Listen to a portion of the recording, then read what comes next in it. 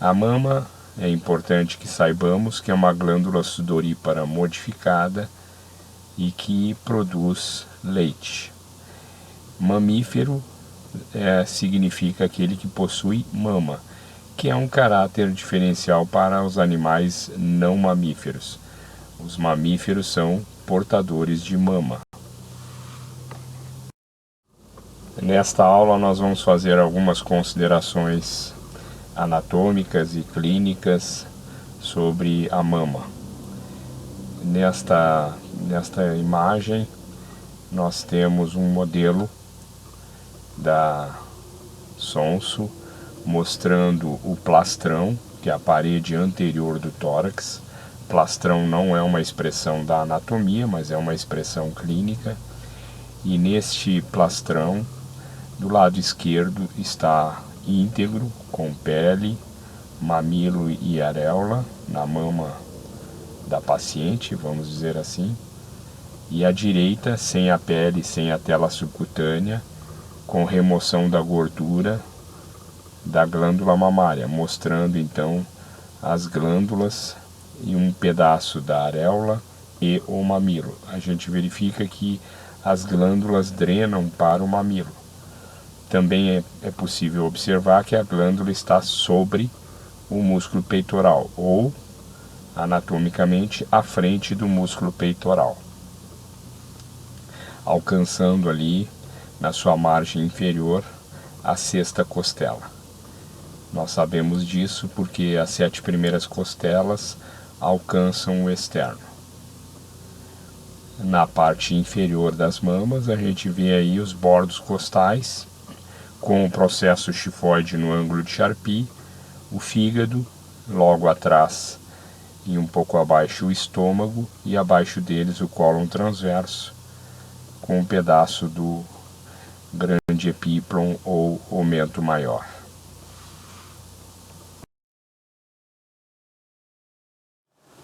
Então nós temos assim, as mamas estão situadas entre a margem do externo e a linha axilar anterior. Então nós vemos aqui a linha média, né, que passa a linha média do corpo, que passa pelo corpo do externo. Vejam que o limite da mama está justamente junto ao externo. E a outra linha é a linha axilar anterior, que passa na frente, ou na margem, melhor, do músculo peitoral maior. A mama ocupa esse espaço aí. E ocupa então a face anterior de cada hemitórax. As mamas, como a gente pode ver, geralmente são assimétricas em relação à linha média. E nós temos ali em cima, onde nós marcamos com essa linha azul, o chamado ângulo de Louis, ou ângulo manubro external, que é a junção do manubrio do externo com o corpo do externo, que nos indica a altura da segunda costela.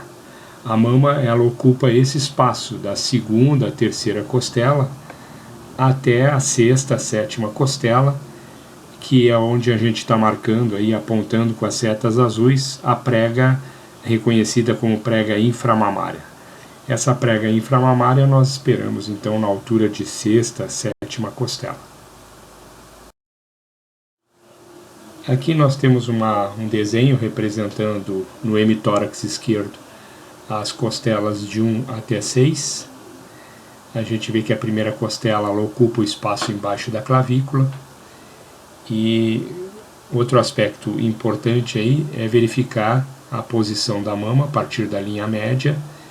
A outra margem é lá junto à margem lateral do músculo peitoral maior, como nós vimos anteriormente.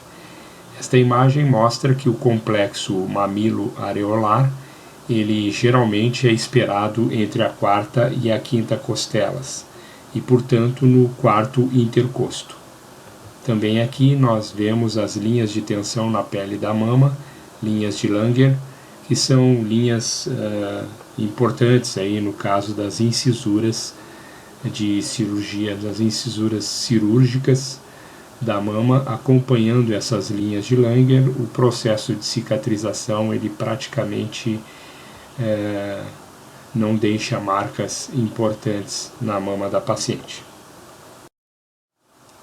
Então, nós temos assim, ó, as mamas entre, como nós vimos, entre segunda, terceira e sexta, sétima costela. A gente tem o ângulo de Louis como referência para a segunda costela. Neste modelo, no hemitórax direito do modelo, a gente está vendo a sexta costela. E o mamilo, ele ocupa o quarto intercosto. Nós temos aí o músculo peitoral maior, que a mama fica aplicada na frente desse músculo, e logo abaixo, na parede lateral do tórax, o músculo serrátil anterior. A mama possui de 15 a 20 lobos, cada lobo possui um ducto lactífero. Esse ducto lactífero ele derrama na ampola, que está atrás da areola, e a areola ela envolve, está em torno do mamilo.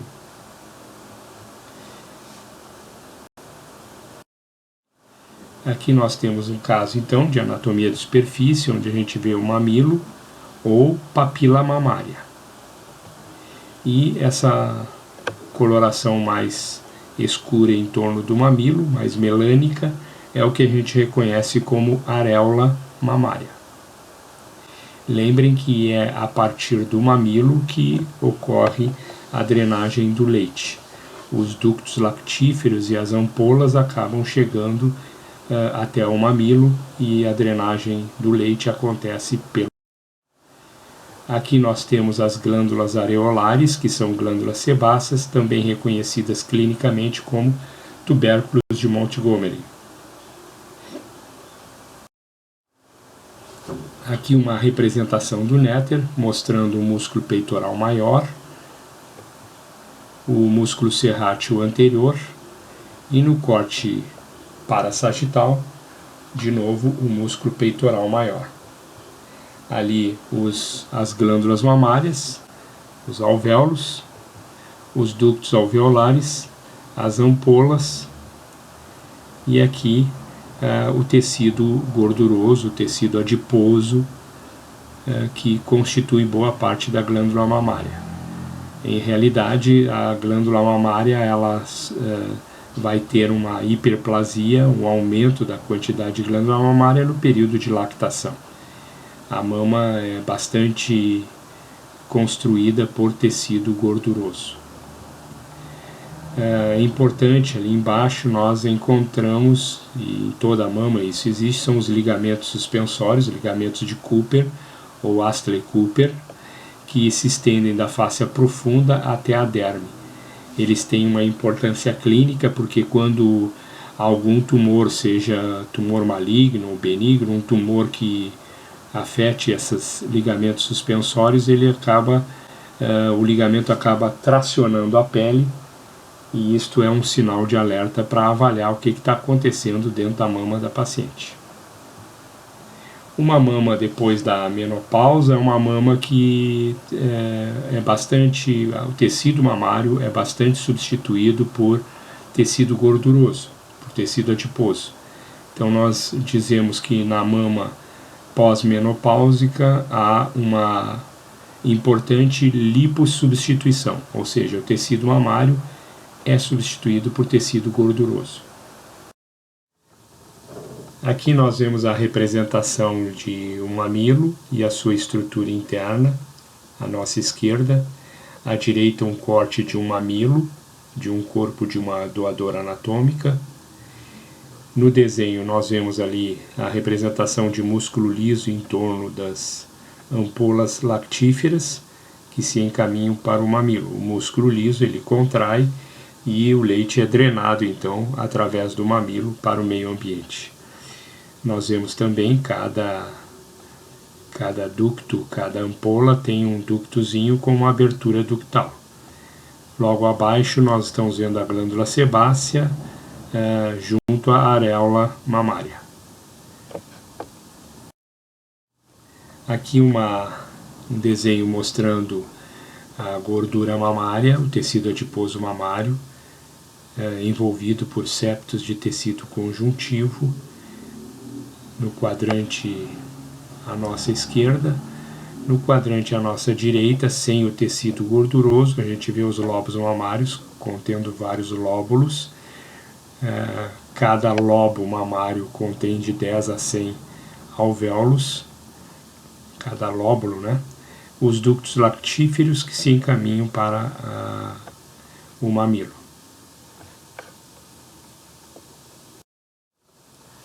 Aqui nós temos um caso de mamografia, uma mulher de 47 anos, e nós vemos aí nas imagens à nossa direita uma galactografia contrastada mostrando perfeitamente os ductos lactíferos, e na imagem mais à direita a invasão do contraste nos lóbulos mamários.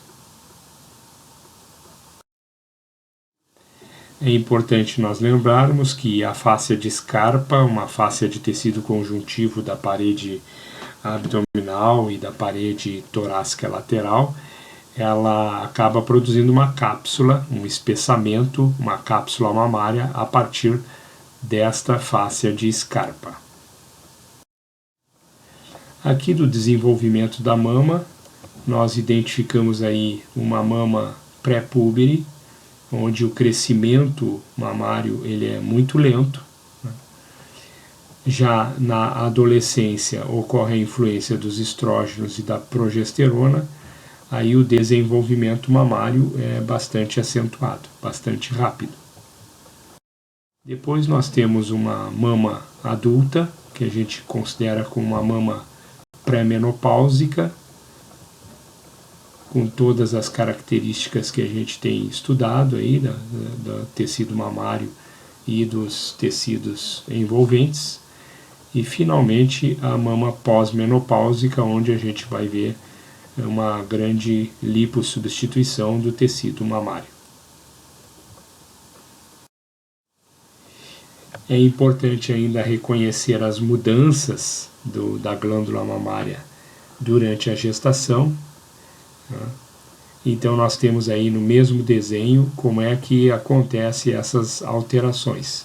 Nós temos ali os ductos, como aparecem os ductos lóbulos e ductos lactíferos sem o período gestacional, como que eles aparecem, esses alvéolos aí na gestação inicial, e aí no período médio da gestação, aí representado em vermelho, nós já temos alvéolos mais aumentados, e no período de lactação esses alvéolos ficam bastante dilatados.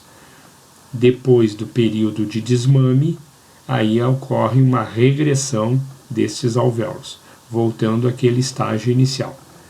Então, é importante ainda reconhecer que as glândulas são túbulo-alveolares, são glândulas apócrinas, quer dizer, a secreção da glândula libera parte das células dos ductos alveolares, dos ductos das glândulas túbulo-alveolares, e que também aparece aí um epitélio cuboidal e nas aberturas com células mioepiteliais, um epitélio escamoso estratificado entremeado com gordura.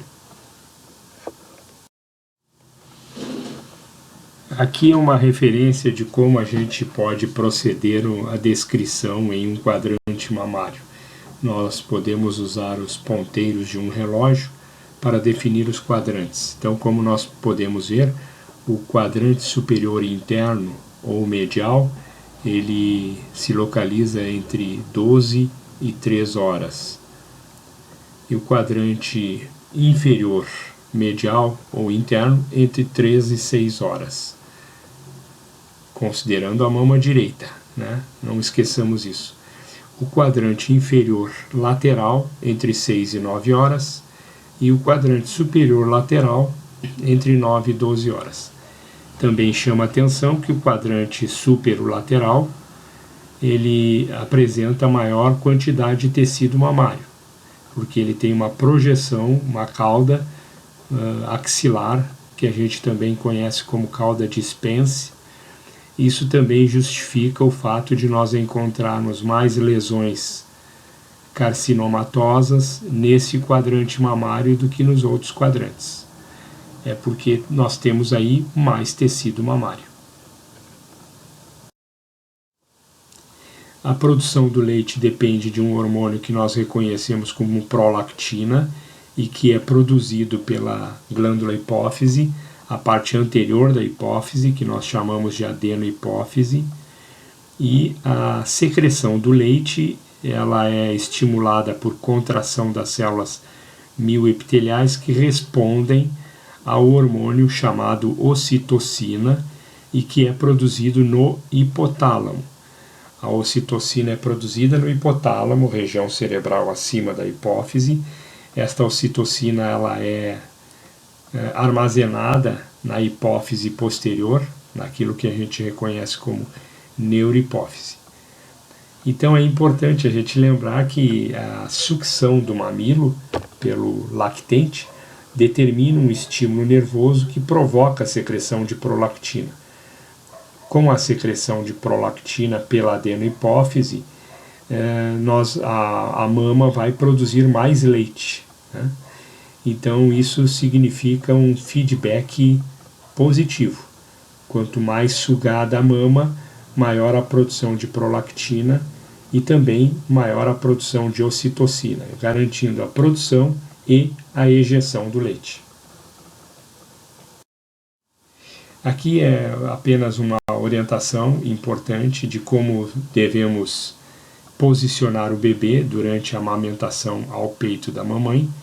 O bebê nesta posição aí de aproximadamente 45 graus de inclinação e sustentado a cintura escapular do bebê, o dorso do bebê sustentado pela mão da lactante. O bebê fica numa posição mais confortável e é importante nós reconhecermos que esta posição ela diminui a possibilidade do leite escorrer através da tuba auditiva para o ouvido ou orelha média do bebezinho, evitando, portanto, uma maior suscetibilidade às otites médias. Então essa é uma posição recomendável. A irrigação arterial da mama, ela acontece a partir da artéria axilar e de seus ramos, e também a partir da artéria intercostal, nós estamos vendo ali, passando por trás do osso externo, na margem lateral do osso externo. Artérias intercostais posteriores também contribuem para a irrigação sanguínea da mama. Aqui nós temos uma representação em corte axial. À nossa esquerda a gente está vendo um corte axial do externo e a posição da artéria torácica interna, antigamente conhecida como artéria mamária, na margem lateral do osso externo, produzindo os ramos mamários perfurantes. A artéria intercostal, que produz os ramos perfurantes intercostais, e a artéria torácica lateral, que também contribui ali com a irrigação sanguínea da região lateral da mama. A drenagem venosa se faz através da veia axilar, também veia torácica interna, que aqui não está representada, veia torácica lateral, que aparece aqui. Também ocorre drenagem para as veias superficiais do abdômen e para as veias intercostais. Na figura nós temos ainda a representação dos importantes linfonodos que acompanham a rede de veias. Os vasos linfáticos, em relação à mama, eles correm profundamente no espaço submamário. Os linfonodos axilares representam 75% da população linfonodal e são divididos em anteriores, apicais e centrais. Os outros linfonodos são os linfonodos infraclaviculares, os linfonodos encontrados ao lado do osso externo e os linfonodos supraclaviculares. Aqui nós temos o mapeamento do sistema linfático que drena a mama. Nós vemos aqui em cima os linfonodos cervicais profundos, em seguida os linfonodos supraclaviculares e infraclaviculares. Na região da axila, onde nós já vimos há uma concentração de drenagem linfática, são os linfonodos axilares, seguem aqui os linfonodos braquiais, também existem linfonodos paramamários, numa coleção lateral do hemitórax, os linfonodos inframamários. É interessante também reconhecer que existe um plexo de vias linfáticas em torno do complexo mamilo-areolar. Esse plexo pode ser chamado de plexo linfático mamilo-areolar ou plexo de Sapei. Também é clinicamente bem importante recordar que existe uma via linfática subdiafragmática que pode transmitir a linfa da mama para o fígado e outros órgãos do abdômen. Existe uma rede de vasos linfáticos também entre as mamas, o que permite então a comunicação linfática intermamária. Linfonodos paraesternais, entre os músculos, aqui não bem representado, mas entre os músculos peitoral maior e peitoral menor existem linfonodos que são reconhecidos como linfonodos interpeitorais de Rotter. E aqui nós temos então um resumo para lembrar que a doença linfática, células malignas de um câncer mamário, podem seguir para o outro lado, para a região cervical profunda, para a região abdominal, região peritoneal, alcançando inclusive a região inguinal. Nós vemos na figura a drenagem a partir da mama para a axila e para a região supraclavicular.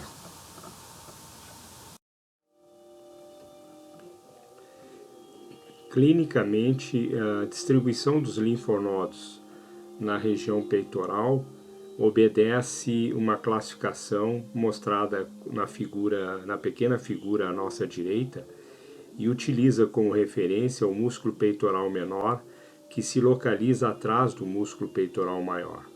Assim, a região 1 é a região dos linfonodos localizados lateralmente ao músculo peitoral menor. A área 2 são os linfonodos que se encontram junto a este músculo, peitoral menor, e a área 3 são os linfonodos localizados medialmente a este músculo referenciado.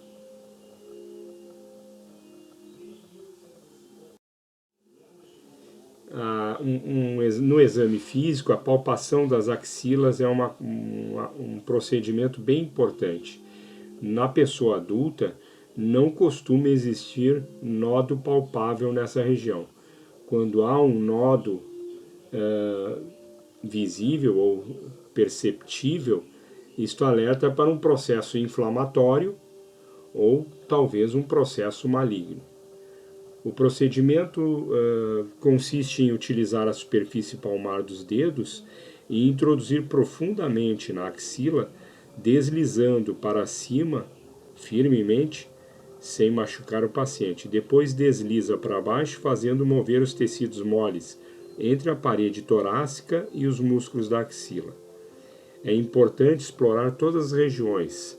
A porção mais alta, o ápice da parede medial, junto à parede torácica, a parede lateral, junto à superfície superior do braço, a parede anterior, acompanhando os músculos peitorais, e a parede posterior, acompanhando a margem lateral da escápula.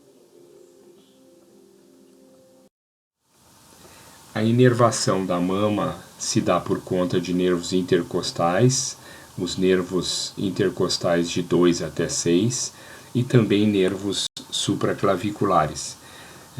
Nós temos aí do plexo cervical, nervos supraclaviculares que podem ramificar a partir da região cervical para a região mamária.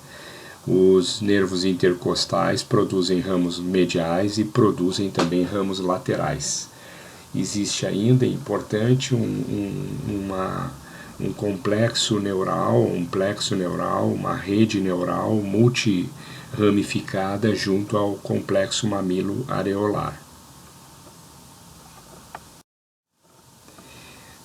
Aqui um aspecto interessante do desenvolvimento embrionário da mama. O desenvolvimento da mama, ele embriologicamente segue uma crista embrionária e que nos seres humanos acabam ficando apenas os pontos mamários torácicos. Por conta desta linha embrionária ou crista embrionária, crista mamária, nós podemos encontrar variações numéricas. Podemos encontrar a ausência bilateral de mama, a ausência unilateral. O paciente pode apresentar mama em apenas um lado, e aí a gente diz que o paciente tem amastia.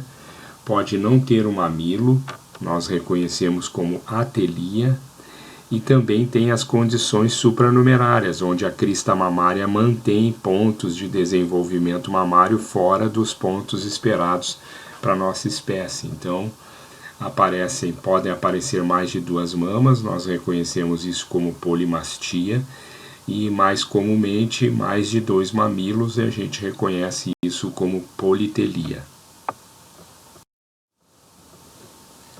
Aqui nós temos a representação esquemática da crista mamária, na figura indicada pela letra A. Na figura B mostra uma secção ao nível torácico, que é onde nós esperamos o desenvolvimento da mama na espécie humana.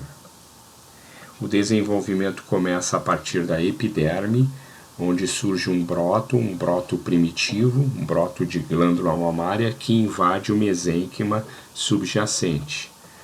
Em seguida, esse broto mamário ele ramifica, produzindo brotos secundários.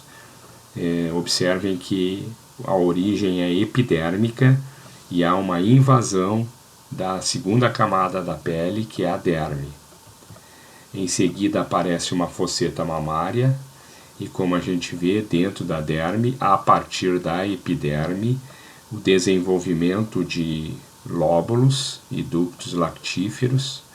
Finalmente se organiza um mamilo e em torno dele a areola e o desenvolvimento dos lobos mamários, que nós já sabemos irão realmente desenvolver melhor durante a puberdade, na época reprodutiva.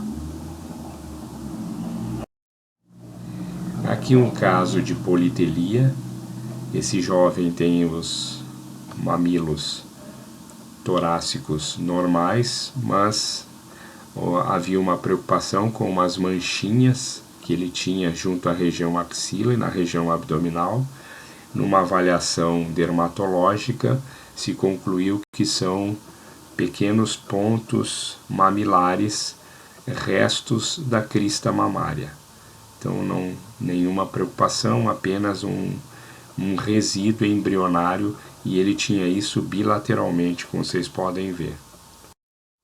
Aqui um outro caso de um rapaz com politelia à esquerda, um mamilo supranumerário, mas apenas à esquerda. Um menino com politelia bilateral. Aqui o caso de uma jovem com polimastia e tecido mamário na axila, um tecido acessório. Lembrem que a mama ela já possui uma cauda mamária na axila. No caso dessa jovem, é um desenvolvimento mais acentuado desse tecido mamário, que nos permite reconhecer aí uma polimastia axilar. Aqui uma representação do néter de ginecomastia e um jovem com ginecomastia idiopática. Segundo o autor, ele foi tratado depois com liposucção guiada por ultrassom. Um caso de assimetria mamária idiopática com uma pitose esquerda e um pouco desenvolvimento mamário contralateral, uma hipomastia contralateral.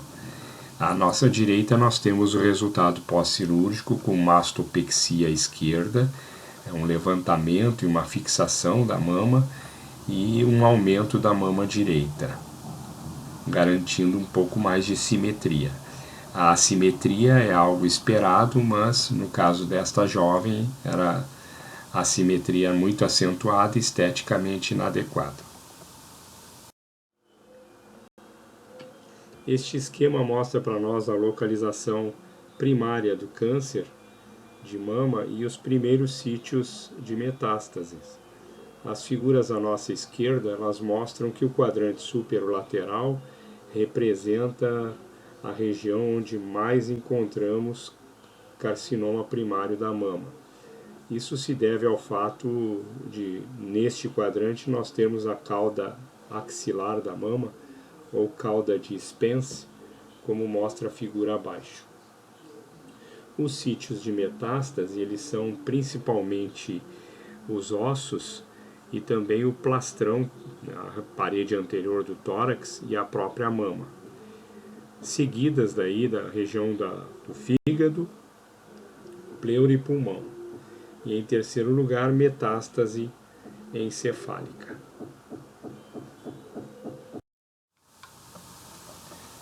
Aqui mostra sítios de metástases recorrentes encontradas nas autópsias ou necrópsias. Nós vemos que a importância dos ossos, 60 a 90% de metástase recorrente no tecido ósseo, seguido aí por pulmão e fígado com 50 a 75% de metástase, sistema nervoso central, neuroeixo 30 a 50%, sistema endócrino de 40 a 60%, pericárdio, coração e trato gastrointestinal, aí, girando em torno de 30 a 40% das metástases recorrentes. Finalmente, ficam aqui algumas questões sobre o autoexame de mamas, a importância do autoexame de mamas, quem precisa fazer esse autoexame, como se faz e quando se faz o autoexame de mamas, o que deve ser procurado, o que deve ser observado, e caso ocorra alguma alteração que preocupa a paciente, como ela deve proceder nesta situação. Ficam estas questões aí para reflexão. Bom estudo.